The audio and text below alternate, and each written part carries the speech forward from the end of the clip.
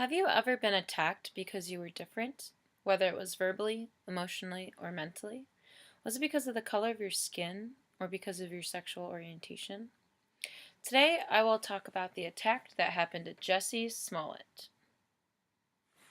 Although some of you may not know Jussie Smollett, I think it's important to learn how one news story can be twisted into multiple angles. I've done extensive research on this news story through multiple different news sources. I'll explain the events of the news stories, share the different news stories reported, and include a fact-checking analysis that I have done. Before I get into all the different stories reported, it is important to understand what happened. It is important to get the background and historical information of this story. Without further ado, according to an article published by MSNBC on January 29, 2019, Empire actor Jussie Smollett was assaulted in Chicago on Tuesday by two men who hurled racial and homophobic slurs at him and wrapped a rope around his neck in an attack police are investigating as a hate crime, officials said. According to another article titled, Jussie Smollett, Empire Star Victim of Suspected Hate Crime in Chicago, published by the BBC, Jussie Smollett needed hospital treatment after two men punched him in the face and poured an unknown chemical substance on him, police said.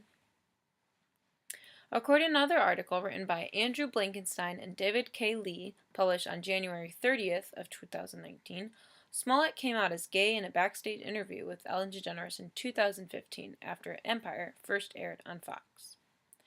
Many different news sources have reported on this story, and some had more to say than others. I'm going to examine 3 different news stories and discuss what they covered. An article published by Page 6 on January 31st of 2019 had a lot of background information, including comments from Donald Trump. However, it was clear that Smollet hadn't spoken publicly about the incident. The article uses quotes, but it really isn't too clear where they come from. Another article, published by Fox News on February 1st, 2019, had almost the same word-for-word article. However, it was a bit more updated because Jussie had spoken publicly about the incident, but didn't include comments from Trump.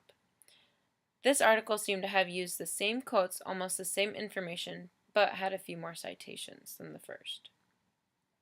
In a third article, published before the other 2 articles on January 29th by NBC News, it had much more detail than the other 2 articles, despite the fact that Smollet had not spoken publicly about the event. This article identified the unknown substance as bleach. The article states what was said to the dispatcher and that Smollet took himself to the hospital. This article offered more support from his friends, family, gay rights advocates, as well as Fox Television, where he works on Empire. After reading and reviewing these stories, I noticed a few things. These articles had some similarities and some differences in them. For example, the first thing I noticed was the use of quotes or quotations in all the articles. And this is really important when reading a news story because it gives that news source a little more credibility. Although I do feel that some of the articles didn't give credit where it was needed.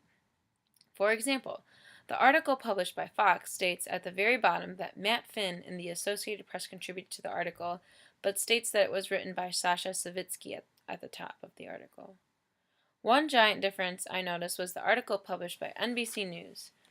It seemed to be the most accurate and had details the other 2 articles just didn't have. For example, since the Fox article and the Page 6 article were basically word for word, they both claimed that Smollet was later taken to the hospital when in fact he took himself, according to NBC News.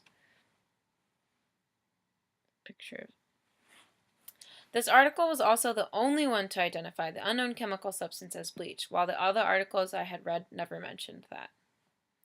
We hear and see things in the news all the time, and we should always make sure to check where we get our information from. As a reminder, today I have spoken to you about the attack that happened on Jussie Smollett, and I went through the background details, provided summaries from 3 articles I found, and finished with my fact-checking analysis.